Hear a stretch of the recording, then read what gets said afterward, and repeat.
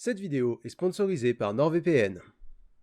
Ok, c'est le deuxième coin lecture spécial Jeune Papa, et pour cette intégration, pour NordVPN, j'ai 60 secondes pour vous en parler tout en changeant une couche, parce que je sais que je peux changer une couche en une minute. C'est quoi le rapport entre changer une couche et NordVPN exactement? Eh bah... ça protège des fuites. Ouais. Ok. T'es prêt? Après, comme jamais, vas-y, t'as une minute, dis-leur pourquoi ils devraient prendre un abonnement à NordVPN, je suis sûr ils en ont jamais entendu parler. Eh bah tu pètes le feu aujourd'hui, ça fait plaisir. Je sais que je peux le faire en une minute. Ok, bah go. Go. NordVPN est un service de VPN que vous connaissez bien maintenant. Il vous permet d'accéder à vos contenus préférés même quand vous êtes à l'étranger, ou d'accéder à d'autres catalogues quand vous êtes en France. Il permet également de chiffrer vos données pour les protéger. Mais les protéger contre quoi, me direz-vous? Eh bien, il y a plusieurs types de menaces en ligne. Il y a le phishing par exemple, des personnes mal intentionnées se font passer pour un interlocuteur de confiance comme votre banque pour vous extorquer des données. Bah, NordVPN peut les reconnaître et vous en protéger. Il y a également les attaques par mot de passe par exemple. Les mêmes vils individus peuvent trouver votre mot de passe s'il n'est pas suffisamment sûr. Heureusement, le gestionnaire de mot de passe NordPass peut vous aider à ce niveau-là. Vous avez déjà entendu parler des attaques DDoS également, je sais que j'en ai été victime plusieurs fois il y a une dizaine d'années parce que mon adresse IP était mal protégée. Eh bien, grâce à NordVPN, mon adresse IP est cachée et je suis protégé de ce genre d'attaque également. Bref, NordVPN c'est la solution contre de nombreuses menaces concernant la cybersécurité et comme d'habitude, vous bénéficierez d'une offre exclusive en cliquant sur le lien dans la description, toujours satisfait ou remboursé pendant 30 jours. Donc reprenez votre sécurité en ligne en main grâce à NordVPN et vos données seront aussi protégées que la peau du derrière de bébé. Et stop, c'est fini le chrono. Il manque 2 boutons pression, 2 boutons mon précieux, la pression, il a perdu. Défait.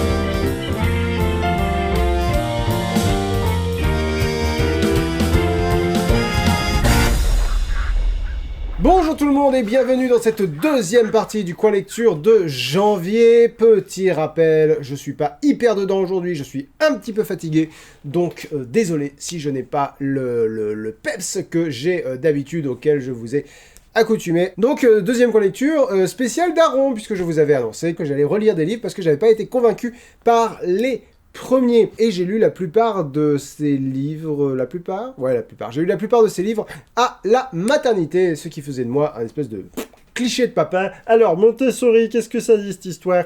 Mais on va pas parler de Montessori tout de suite, d'abord on va parler du guide de survie pour jeune papa, du jeune papa, de Laurent Moreau, illustration de Paco, Laurent Moreau, qui est l'un des créateurs de Topito. 10 bonnes raisons d'acheter ce livre et de le lire, entre parenthèses, en plus. C'est écrit gros, et ça fera au moins un livre que vous aurez fini. Vous l'avez déjà à moitié lu dans le magasin, soyez honnête.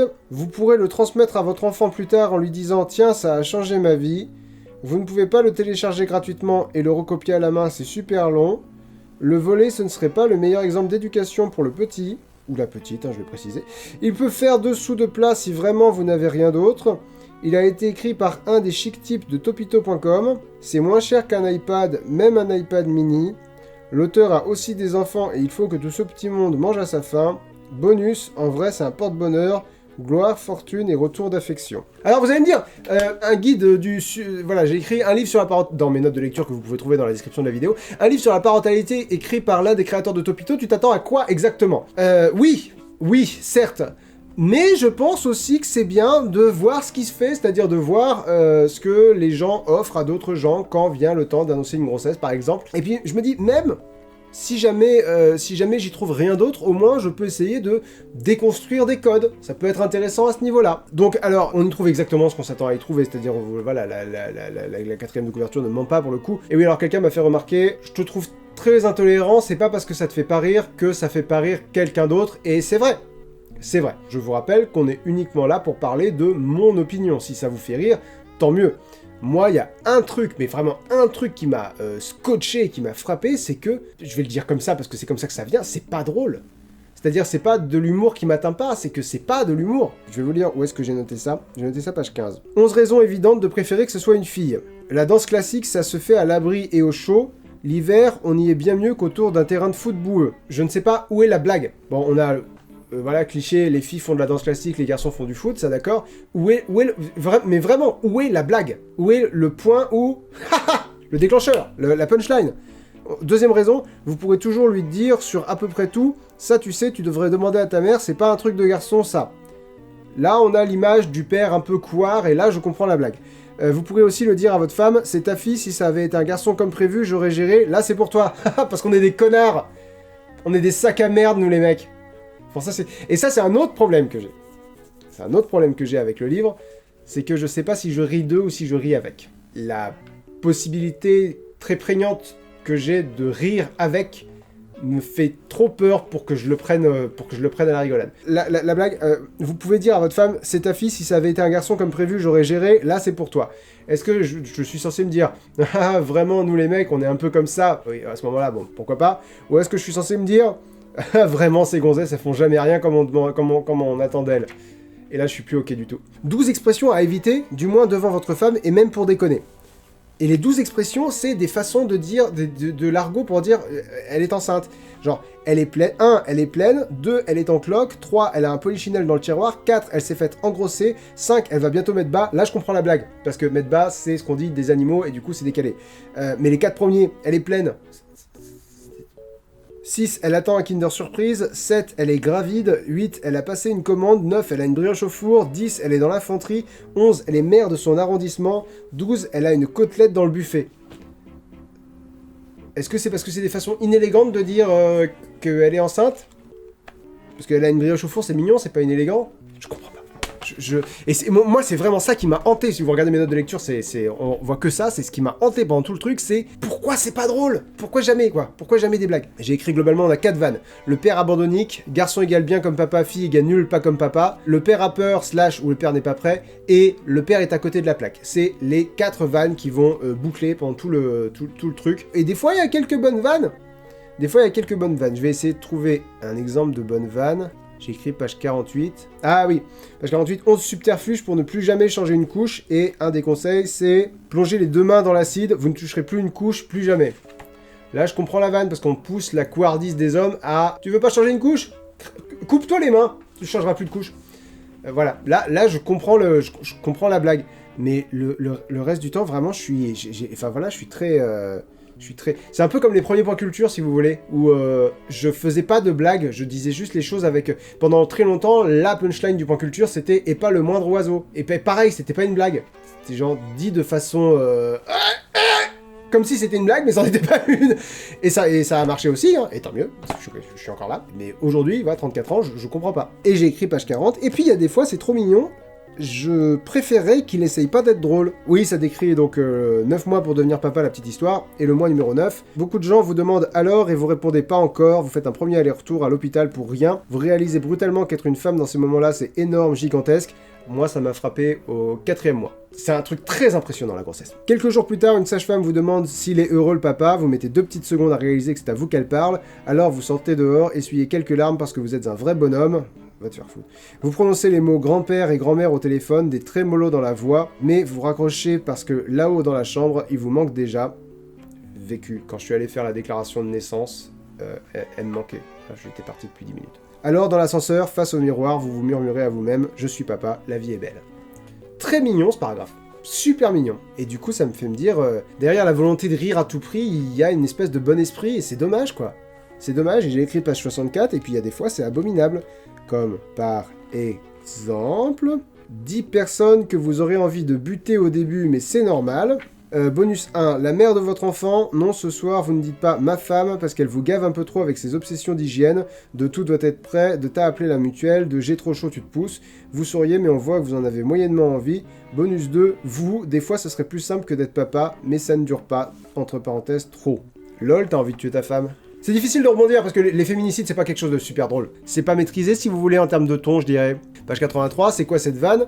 Hop là, page 83. Oui, 10 choses du sexe qui changent un peu, entre guillemets, quand tu deviens de papa. 10e chose, arrêtez de la faire avec d'autres femmes que la vôtre. Maintenant, vous êtes papa, va falloir assumer et arrêter de passer aux relations humaines au boulot pour parler avec la stagiaire. Elle finit de toute façon le mois prochain. Est-ce que je ris des hommes infidèles ou est-ce que je ris avec les hommes infidèles? Genre, c'est vrai que ce serait bien d'arrêter. Mais en même temps... Vraiment, je peux pas... Voilà, je me mets très mal à l'aise ce livre. Page 131, j'ai écrit « Voilà, cette liste illustre très bien tout mon problème ». Bah écoutez, on va la lire celle-là, hein, si je me suis conseillé. Merci à moi du passé de me guider. 10 métiers à ne pas recommander à son enfant, c'est mieux. Chevalier ou princesse. Dans la vraie vie, le chevalier part rarement en croisade, c'est très sédentaire, et la princesse finit trompée et en dépression dans Voici. Chasseur de nazis, de moins en moins de débouchés avec le temps qui passe. Où est la vanne? Où est la vanne? Rockstar, la musique c'est bien, mais ramener du crack à la maison, c'est pas un bon exemple pour le petit frère. Médecin légiste, vu qu'il pleure déjà quand il se croûte le genou. Pornstar, votre ouverture d'esprit a des limites, vous ne souhaitez pas que votre gosse devienne l'idole de certains de vos collègues graveleux. Prof, entre parenthèses, en ZEP, tant d'efforts pour finir déjà déprimé aux vacances de la Toussaint. Tueur à gage, à ne pas confondre avec mercenaire, aussi à éviter cependant, prévoir une bonne mutuelle. Footballeur, tu peux finir très riche à 22 ans, mais tu dois aussi forcément rouler en 4x4 avec des gros tatouages et dire l'important, c'est les 3 points, toutes les 2 phrases, c'est le package. J'ai pas compris là. Proctologue, la médecine est un domaine très vaste, il s'agit de bien choisir sa discipline, parce que le trou du cul.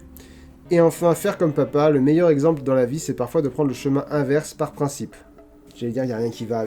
C'est vrai qu'il y a plusieurs problèmes là. Il y a d'une part, il n'y a pas une seule blague. D'autre part, ça aide pas que je sois pas d'humeur. Ça aide pas que je sois un peu éteint en ce moment. Mais c'était un peu pareil quand je l'ai lu la première fois, si vous voulez. Il y a 10 métiers à ne pas recommander, prof en ZEP, il faut bien des profs là-bas. Pourquoi faire comme papa? Je lui conseillerais pas d'être youtubeuse, hein, ça on est bien d'accord. Mais voilà, c'est autre chose. Pourquoi tueur à gage? Pourquoi diminuer la proctologie? Je veux dire, on a tous un trou du cul et on a tous besoin d'en prendre soin, Pourquoi chasseur de nazis dans les métiers à ne pas recommander? Chasseur de nazis! C'est pas un métier, chasseur de... Je ne comprends pas. Je ne comprends pas. Et écrit page 151, et puis voilà, parfois il y a ce genre de liste. Allez, vas-y. Assomme-moi, moi du passé, 15 petits instantanés de la paternité à saisir, insignifiants, et pourtant, quand on va vérifier juste comme ça qu'il dort la nuit et que c'est le cas... C'est super mignon! C'est super mignon ça, je le fais. Voilà. C'est insupportable. Je vais vous dire, lui il conseille pas d'être chasseur de nazis, et puis à côté on a ça quoi. Quand on le prend dans nos bras et qu'il cherche le sein sur nous aussi. Oui. Quand on sent sa petite odeur de sueur dans le cou après la sieste, mais qu'on aime bien parce que c'est lui, elle. Quand il nous appelle avec un premier papa le matin pour qu'on vienne le sortir du lit, j'y suis pas encore. Quand on tire sa main encore potelée dans la nôtre pour une balade même courte, quand on sourit à l'entendre blablater dans l'autre pièce, quand on reste à la maison pour le soigner s'il n'est pas trop malade, quand il s'endort à la table avec sa cuillère dans la bouche, quand il nous demande d'aller chercher quelque chose et qu'il dort déjà quand on revient, quand on lui dit un truc à l'oreille pour qu'il aille le répéter, quand on voit sa tête après avoir prononcé le mot bonbon, quand il se carapate dans nos jambes parce qu'une nouvelle personne vient d'entrer dans la pièce, quand on entend le premier oui qui est en fait un oui, quand il nous regarde suppliant bras en l'air en nous disant bras, quand il s'installe péniblement mais en souriant dans le canapé avec un dessin animé. C'est super mignon! J'ai souri spontanément là! Et autre chose, ils ont encore trouvé le moyen de foirer un test de... Vous savez, les tests de personnalité avec des choix multiples. Parce que ils posent une question à la négative. Globalement, si t'as une majorité de A, t'es une merde. Si t'as une majorité de B, t'es un peu moins une merde. Si t'as une majorité de C, t'es normal. Si t'as une majorité de D, t'es génial. Et la question c'était, qu'est-ce qui vous semble le pire? A, d'être une méga merde. B, d'être moins une merde. C, d'être normal. Ou D, d'être super papa? Vous avez choisi A. Vous êtes une méga merde. Si jamais vous voulez annoncer une grossesse ou si jamais vous voulez offrir un livre à un jeune papa, c'est pas le meilleur. Il y a des gens que ça va faire rire, mais globalement, à côté, quoi. On est à côté presque tout le temps. Et c'est un peu dommage. Ensuite, j'ai lu L'enfant de Maria Montessori. Attention, on change de vitesse un peu brutalement. L'enfant reste le texte de référence de Maria Montessori 1870-1952 et la meilleure introduction à sa méthode pédagogique. Jusqu'à cette version intégrale, la traduction française de cet ouvrage majeur ne proposait que les 2 premières parties de la version originale espagnole, auquel manquait déjà... Elle est italienne, hein, c'est le bordel. Auquel manquaient déjà 4 chapitres, certains paragraphes avaient été tronqués et d'autres déplacés. La 3e partie, constituée de 7 chapitres, avait été totalement omise. C'est donc l'édition complète et dans l'exacte présentation voulue par Maria Montessori qui est proposée ici au public francophone. D'accord, bon, donc c'est l'édition, c'est juste on a fait un super boulot les frères. Maintenant si vous voulez savoir de quoi ça parle, lisez le bouquin. Traduction de Charlotte Poussin. Traduction de Charlotte Poussin. Oh, ça c'est rigolo. Non, sans déconner, Charlotte Poussin. Oh, c'est trop drôle. Je vous explique. J'ai lu L'enfant de Maria Montessori. J'ai été très frustré parce que, effectivement, ça a introduit à sa philosophie et à sa pédagogie. Mais c'est pas une bonne introduction dans le sens où, soit c'est vraiment très académique, on va dire ça comme ça. C'est-à-dire qu'elle rentre dans des considérations psychologiques et philosophiques qu'il faut déjà avoir un petit bagage quoi, pour comprendre. Moi, je sais qu'au début, j'étais paumé, je me suis dit, ok, je vais rien comprendre, tant pis. c'est pas grave, je vais lire, essayer de choper quelques idées, mais clairement, je suis pas équipé pour cette lecture-là. Et en fait, au bout d'un moment, ça va. Mais, et là, on a un autre problème, et on va pas tous être d'accord, mais c'est pas grave, le monde est fait de personnes différentes, et j'accepte tout le monde, et j'aimerais que tout le monde m'accepte, mais c'est pas le cas, mais c'est pas grave, on peut pas être accepté par tout le monde. Elle est très catholique, ou chrétienne, ou enfin bref, elle est très... elle est vraiment dans sa religion, et elle en fait des caisses. Comment ça s'illustre dans le livre? Alors d'une part, tout ce qui est rapport à la religion, elle se sert souvent de la Bible ou de textes religieux pour illustrer ce qu'elle dit, et déjà ça m'emmerde. Ça m'emmerde encore plus quand elle s'en sert pour justifier ce qu'elle dit. Là, on a un vrai problème en ce qui me concerne. Je vais essayer de voir si j'ai pris des notes de quand est-ce qu'on a ça. Page 189, j'ai noté. Ouais, voilà, par exemple. C'est un exemple. Et vous inquiétez pas, on parle des défauts d'abord, on parle des qualités après. Un caprice terrible est celui... C'est sarcastique. Un caprice terrible est celui qui consiste à éveiller ses parents le matin quand ceux-ci dorment encore. La nurse, quand les conditions sociales le permettent, doit avant tout empêcher cela. La nurse est en effet la gardienne du sommeil matinal des parents. Pourtant, qu'est-ce donc si ce n'est de l'amour qui pousse l'enfant à peine éveillé à chercher ses parents? Et c'est pour cela que l'enfant saute de son lit très tôt, comme doivent le faire les êtres purs dès que le soleil se lève. Il va à la recherche de ses parents qui dorment encore, comme pour leur dire « Préparez-vous à vivre de manière saine, il y a déjà de la lumière, c'est le matin. Moi, petit être de lumière, je suis conscient que... » Et il n'y va pas comme un enseignant, il court tout simplement pour retrouver ceux qu'il aime. Certes, la chambre est encore sombre, complètement fermée pour que la lumière de l'aube ne soit pas dérangeante. L'enfant avance en trébuchant, le cœur serré par la peur de l'obscurité, héros qu'il est, l'enfant. Mais il surmonte tout et arrive tout doucement à toucher ses parents. Le père et la mère le grondent. « Je t'ai dit de ne pas me réveiller le matin, mais je ne t'ai pas réveillé, dit l'enfant, je t'ai seulement touché, je voulais seulement te faire un bisou, moi, être de pureté. » C'est comme s'il disait, je ne voulais pas te réveiller matériellement, mais seulement appeler ton esprit. C'est exactement ce que l'enfant veut dire, je pense. Oui, l'amour de l'enfant est très important pour nous, le père et la mère dorment toute la vie, ils ont tendance à dormir sur toute chose, et il est nécessaire qu'un être neuf les secoue et les anime avec une énergie fraîche et vive qu'ils n'ont plus en eux. Il y a des bonnes idées là-dedans, c'est juste, vous voyez tout ce que je veux dire, tout ce qu'il y a autour, fonctionne pas, mais... fonctionne pour un autre public. Il faut qu'un être agisse différemment et vienne leur dire chaque matin « Tu dois vivre une autre vie, apprends à vivre mieux. » Oui, vivre mieux, sentir le souffle de l'amour. Votre fils est un... fils ou fille est un... comment dirais-je? Coach de vie. L'homme dégénérerait sans l'enfant qui l'aide à s'élever. Tous ceux qui n'ont pas d'enfants, dégénérés vous êtes. Si l'adulte ne cherche pas à se renouveler, une carapace dure finira par recouvrir son esprit et par le rendre insensible, et il perdra son cœur de cette manière insensée.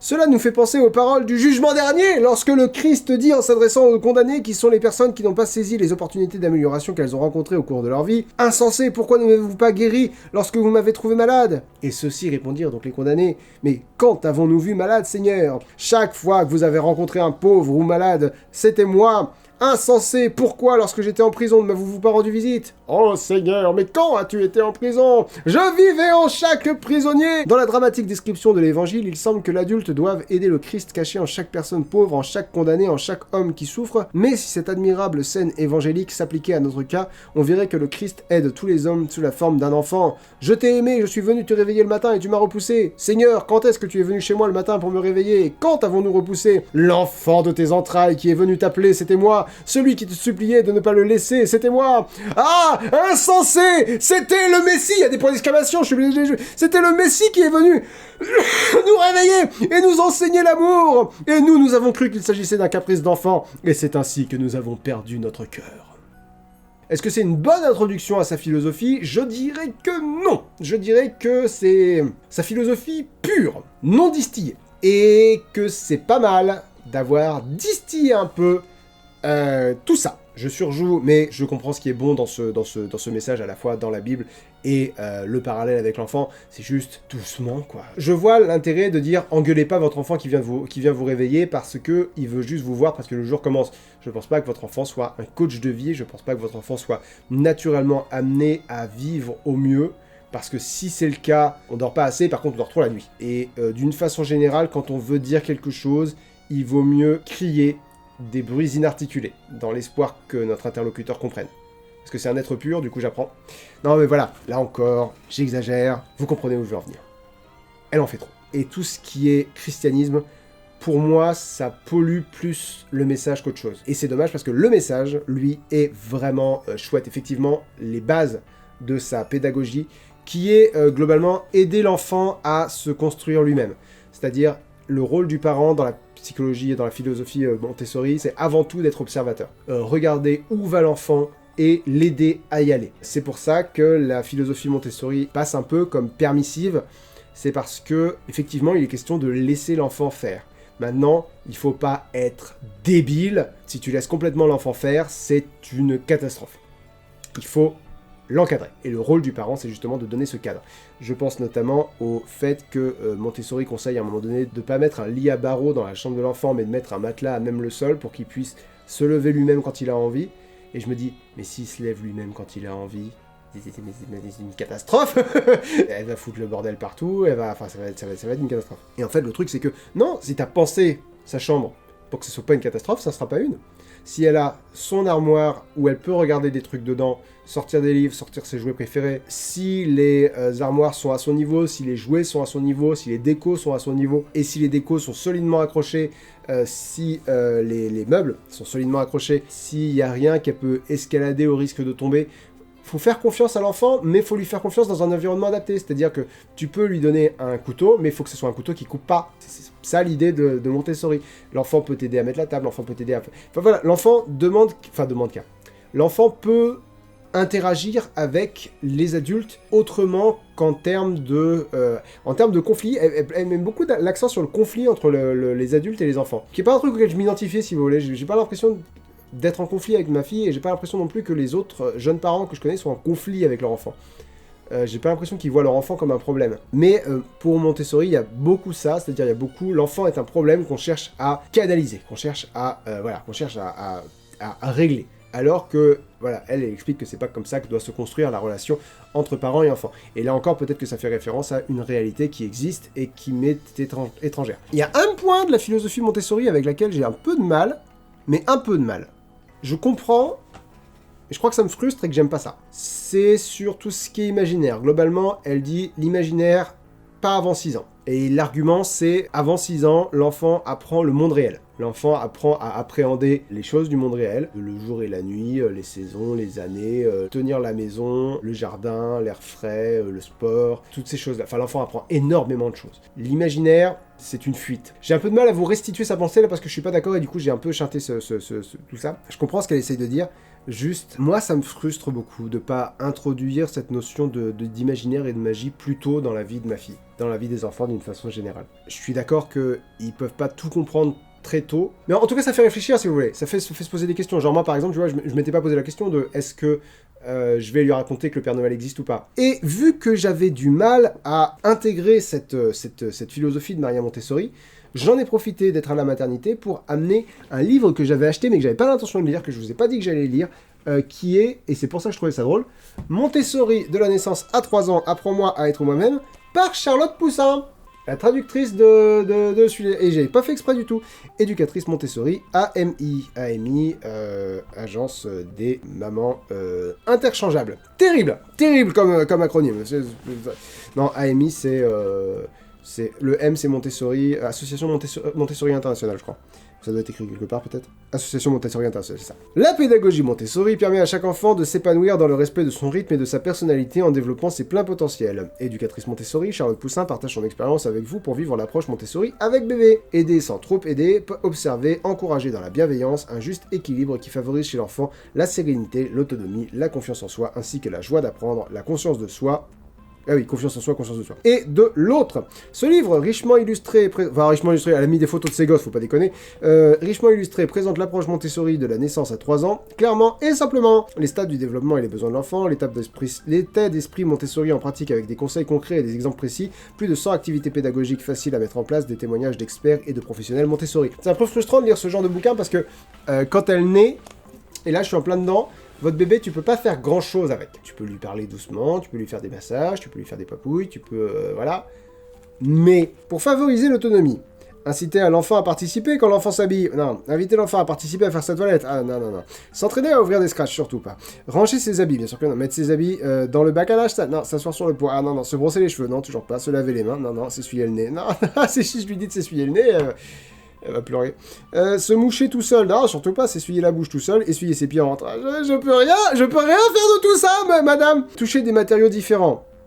Oui, ça aussi c'est frustrant parce que elle, dans son monde à elle, il se passe plein de trucs. Et toi, tu peux rien faire. Tu peux changer sa couche, lui donner à manger et s'assurer qu'elle s'étouffe pas la nuit. Et voilà. Donc, un peu frustrant. Mais c'est 0 à 3 ans. Là, je suis juste impatient, mais voilà. Qu'est-ce que je voulais dire ? Oui, beaucoup plus facile d'accès et exactement ce que j'espérais y trouver, c'est-à-dire les aspects pertinents et appliqués de la méthode Montessori sans « C'est le Christ que vous rejetez ah !» Et du coup, on est sur quelque chose de beaucoup plus accessible, et ça fait du bien. Et surtout, ça fait réfléchir à certains trucs. Pareil, là, il y a des trucs sur l'imaginaire. C'est là-dedans, notamment, ça m'a fait réfléchir au rapport au Père Noël. Beaucoup de choses très, très intéressantes. Excusez-moi, je lis mes notes. Alors, il y a un petit côté un peu sectaire dans la méthode Montessori. Je pense que ça vient beaucoup du fait que l'autrice parle à la première personne du pluriel. C'est un peu gênant parce que je suis d'accord avec beaucoup des points, et du coup je me disais pourquoi j'ai l'impression que c'est sectaire alors que je suis d'accord, elle a pas besoin de me convaincre, quoi. J'ai pas l'impression qu'elle essaie de me vendre un truc que je veux pas acheter. Et à mon avis c'est ça, c'est une question de ton. Mais ouais, t'apprends vraiment plein de trucs, sur les... C'est pas instant sensible, je sais plus comment c'est formulé, mais globalement c'est des moments où ton bébé, il apprend des trucs.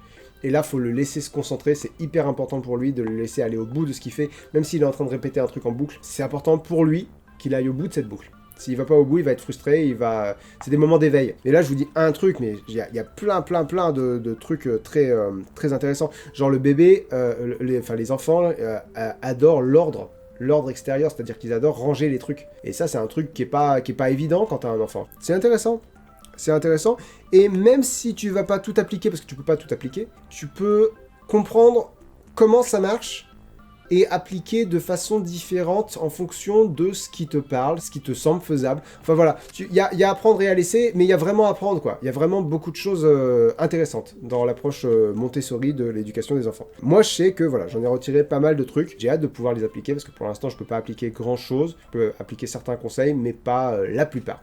Et ça se fera dans les mois/années qui viennent. En tout cas, ça a été très formateur. Ensuite, Grandir avec Nathan, le guide des nouveaux parents, dirigé par Madeleine Denis, illustré par Kaylam.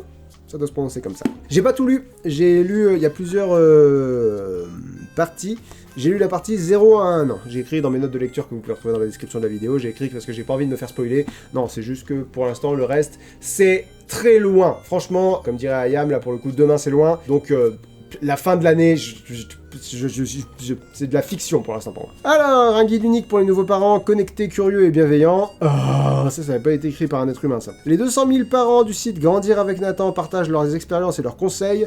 Les plus grands experts expliquent les étapes clés du développement de l'enfant et répondent à toutes vos questions. Des bons réflexes testés et approuvés. Flashez les pages et retrouvez des outils en plus sur le site Grandir avec Nathan en tableau de progression à imprimer, activité, 3 petits points. Activité comme par exemple... la regarder dormir. Alors, il est très particulier celui-là, parce que il y a beaucoup de choses, il y a vraiment énormément d'informations, il y a un petit côté envahissant, il y a un petit côté attends, wow.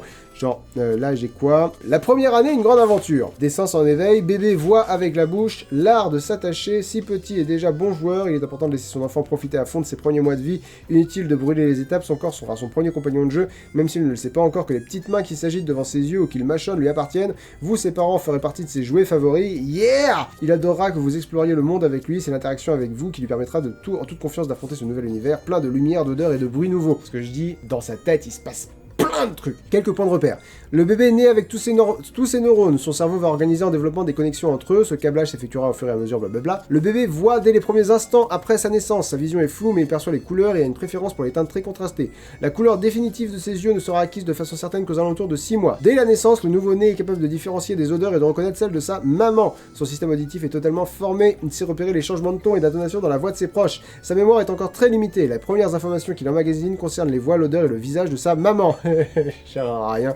Le toucher pour le nouveau-né équivaut à un langage. Une simple pression de sa main le stimule, le contact peau à peau, blabla. Jusqu'à l'âge de 6 mois, il portera automatiquement un objet à sa bouche et en fera d'abord une représentation mentale avant de le manipuler et de le regarder. L'activité réflexe du bébé est riche. Certains réflexes dits archaïques vont disparaître au bout de quelques semaines. Ça, c'était un petit paragraphe là comme ça. Et il y a beaucoup de pages.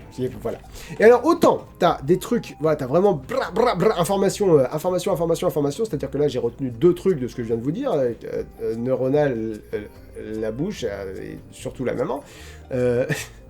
Ah, l'orgueil du papa, hein. Bref, non mais c'est normal, elle a poussé dans le ventre de sa maman, elle va reconnaître sa maman d'abord. Et, à côté de ça, on a des témoignages de parents. Des parents. Tu sais pas si c'est des bons parents, tu sais pas si c'est des gens qui sont à peu près dans le même milieu, j'ai envie de dire, que toi, si vous avez à peu près la même culture ou si vous avez à peu près les mêmes idées concernant la parentalité. Des témoignages de parents qui vont te dire des trucs sur leur vie de parents. Genre, Pénélope, 1 mois et demi, m'a fait dernièrement une peur bleue lorsque, en passant voir si elle dormait bien, je l'ai trouvée couchée sur le dos comme je l'avais installée, mais sur le côté du lit, toute tassée contre une grosse peluche posée à un endroit que je pensais inatteignable pour elle. Pour qu'elle ne risque plus de rencontrer d'obstacles en se déplaçant ainsi, j'ai retiré tous les doudous et autres peluches rassemblés au bout du lit. Ma petite acrobate rampante qui aime dormir contre une surface d'appui pourra ainsi se caler contre la toile ferme et aérée de son lit en toute sécurité. D'accord, bravo maman de Pénélope. Ou papa. Je comprends les conseils généraux qu'on peut en dégager, mais je sais pas quoi faire de ça. Donc ouais, voilà, c'est un livre qui est un peu particulier parce qu'il y a là encore, il y a un peu de tout. Est-ce que je vous le recommande? Ouais, t'apprends quand même des trucs. Il y a des questions, voilà, il y a des paragraphes questions, il y a des pages de questions aux experts qui sont un peu plus, je sais pas si vous voyez bien. Ouais, il y a des passages questions aux experts qui sont un peu plus à la fois général et spécifiques. Si, quand même. Allez, je vais dire que je vous le recommande. Il donne quand même beaucoup d'informations. Et ça, c'est bien. Les informations, parce que tu t'as pas fini de te poser des questions. Donc, et il y a quelques réponses là-dedans. On va pas cracher sur les réponses. Et enfin, nous avons dernier livre de ce coin lecture spécial Jeune Papa. Les parents imparfaits, Jeune Papa de Candice Kornberg Hansel, Olivier Barbin et Camille, désolé, je pense que je vais massacrer son nom de famille, Skrinsky. Vous allez devenir papa et vous ne vous en remettez pas entre parenthèses encore. Vous avez décidé de faire un bébé, de mettre au monde un petit bout de vous deux, de perpétuer votre nom, bref, d'avoir une progéniture. Vous avez les chocottes, vous vous posez 1000 questions et ce n'est pas votre moitié en proie à ses propres questionnements qui va vous aider à y voir plus clair. Ce guide décapant arrive donc à point nommé pour vous accompagner dans votre rôle de futur ou de nouveau papa. Vous traverserez ainsi sans encombre la grossesse et les premières années de votre bébé en découvrant ce qui se passe pour de vrai dans ces moments improbables et pourtant si forts. Parce que nous sommes tous des parents imparfaits, bienvenue dans le vrai monde des jeunes papas. C'est rigolo parce que y a absolument pas d'humour très lourd dans la 4ème de couverture. Alors que... Est-ce que c'est le pire que j'ai lu? Non, parce qu'il se veut drôle. Il se veut pas informatif. Et du coup, ça va. Mais, page 1, ai-je noté, c'est déjà une honte. Quel type d'homme êtes-vous? Donc il y a 3 choix. Il y a je voulais un enfant, un mec en costard, voilà, avec une cravate et tout. J'ai un ou plusieurs enfants, donc un gars avec une barbe et avec une grosse tache de vomi de bébé et avec le bébé dans les bras. Ou je ne veux pas d'enfant, avec un sweat avec marqué geek dessus, en train de... Ah non, j'ai peur! Donc, laissez-moi...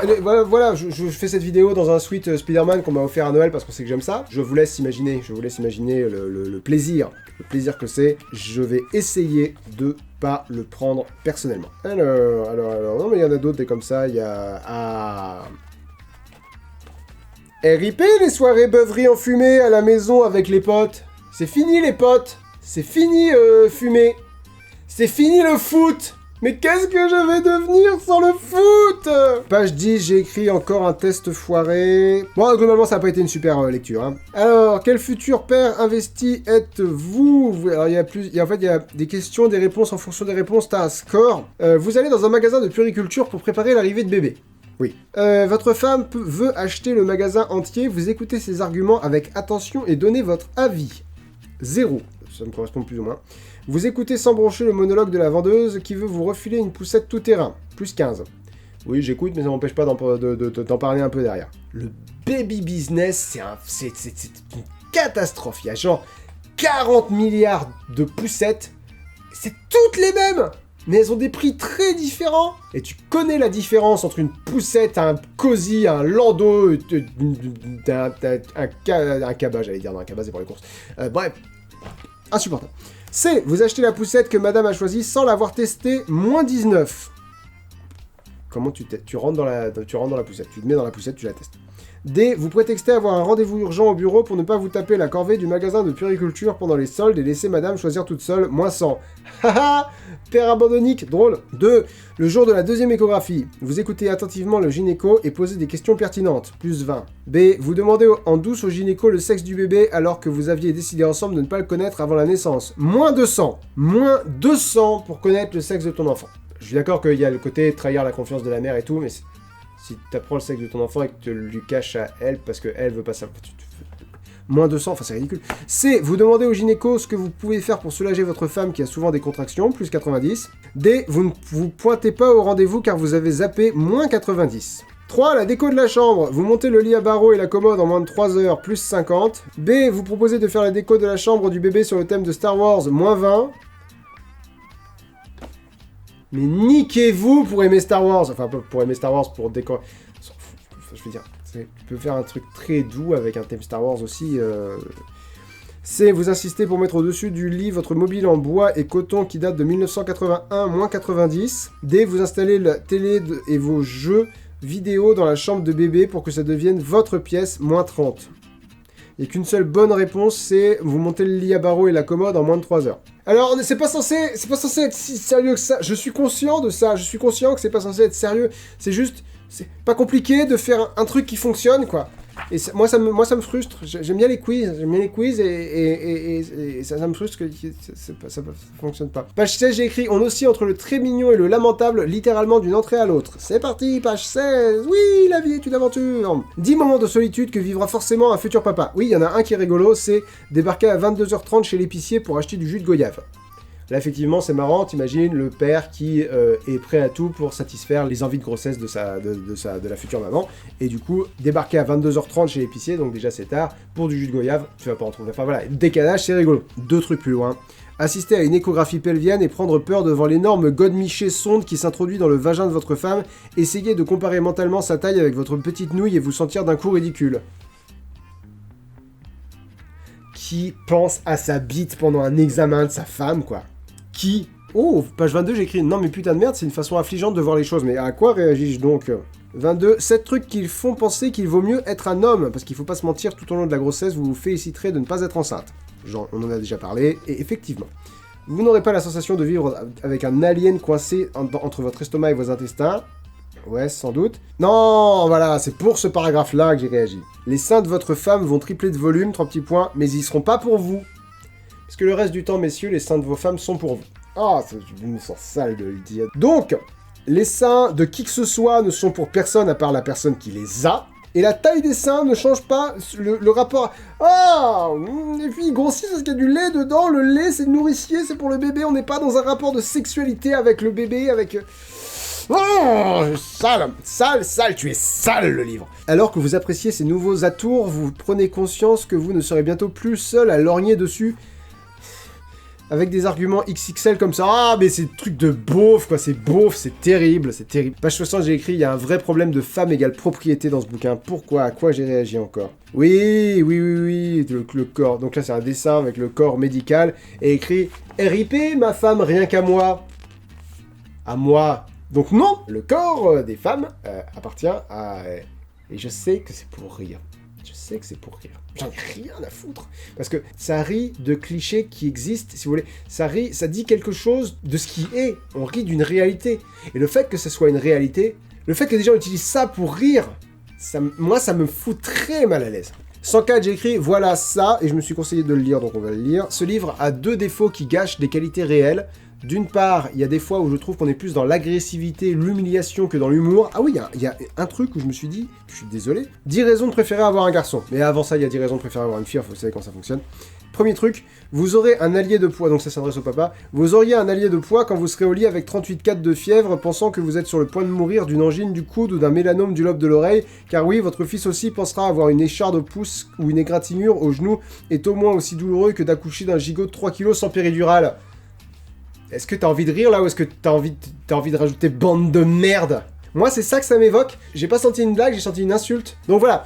D'une part, donc il y a cette espèce d'agressivité. Et d'autre part, les blagues repoussent souvent sur des ressorts très très nuls et sexistes.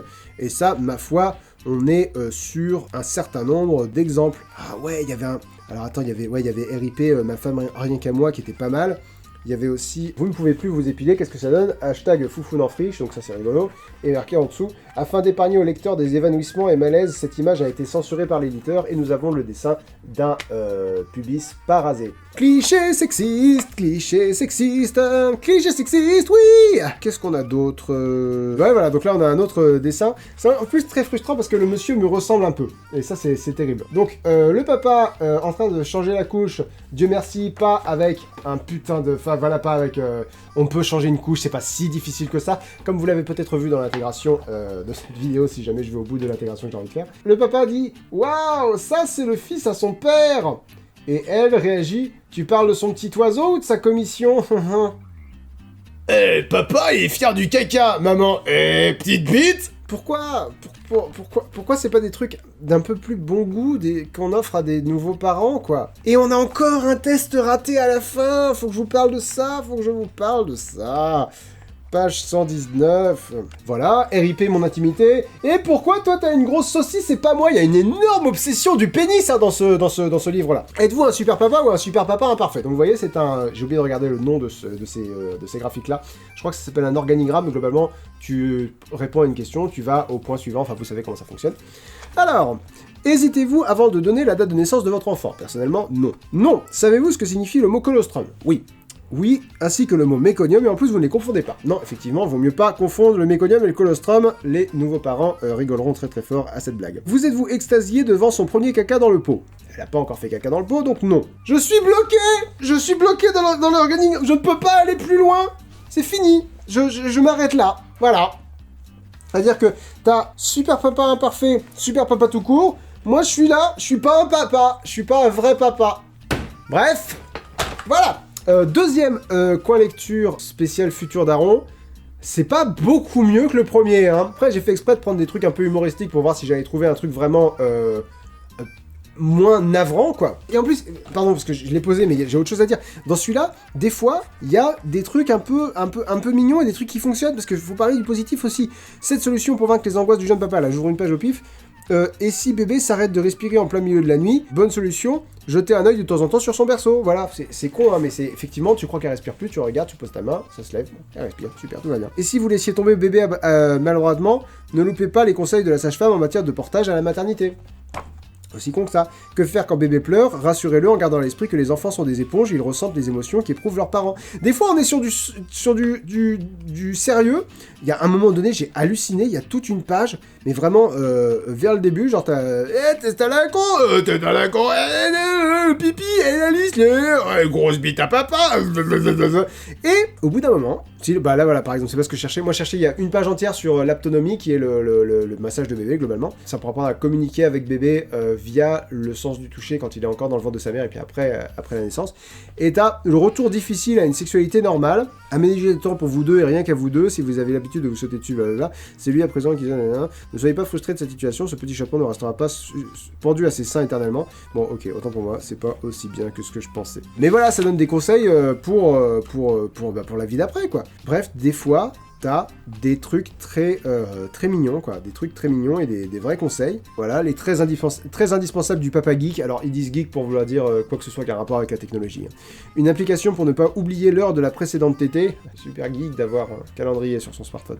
Noter la couleur du dernier caca, surveiller la croissance de son périmètre crânien ou mesurer sa prise de poids. Non, ça ne sert à rien. Oui, ça rassure quand même, entre parenthèses, ou pas. Et c'est vrai que pendant les premiers jours, tu sais, t'es vraiment obsédé par quand est-ce qu'elle a tété, c'était quand la dernière fois, voilà. Des fois, il y a des trucs mignons, c'est juste... je sais pas pourquoi on s'enferme dans les clichés de genre dès qu'il s'agit de... C'est un truc dont j'ai pas parlé quand on parlait de Montessori. C'est très rafraîchissant et je m'en étais à peine rendu compte. Il n'y a pas de différence de genre. C'est-à-dire que on parle d'un enfant, que ce soit un petit garçon, une petite fille ou quoi que ce soit entre les deux. Il y a une façon de les éduquer. c'est de les aimer, les observer, les accompagner. Est-ce qu'il y aura un autre coin lecture spécial jeune papa? Moi, je pense qu'on peut, hein, je pense qu'il y a encore matière à explorer, je pense que de toute façon, j'ai pas fini de me renseigner sur le sujet, donc je vais continuer à voilà. Je me demandais si ça vous intéressait, parce que j'ai vu des gens qui disaient que ça les intéressait dans les commentaires de la dernière fois. Est-ce que ça vous intéresserait que je vous parle des livres pour enfants que je lis? Parce que j'en lis plein, du coup, mais je les lis, voilà, je les mets pas dans la lecture parce que c'est toute petite lecture, enfin, c'est très différent. Est-ce que ça vous dit qu'on en parle? Est-ce que ça peut être intéressant pour vous? Est-ce que là, pour le coup, c'est vraiment très différent de ce que vous attendez du coin lecture?